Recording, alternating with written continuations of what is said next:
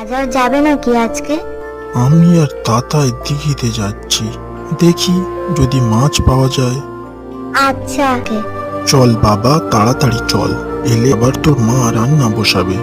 আচ্ছা, তুমি চার নাও, আমি ছিপ নিয়ে আসি। এই যা, বৃষ্টি পড়ছে, ছাতা আনা হলো না। তাতাই, বাবা গামছাটা মাথায় দে।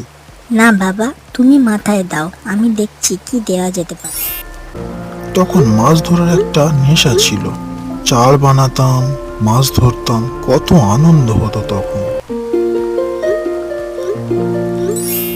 বাবা বাবা দেখো, মাছি টোপ গিলেছে। হ্যাঁ তাই তো।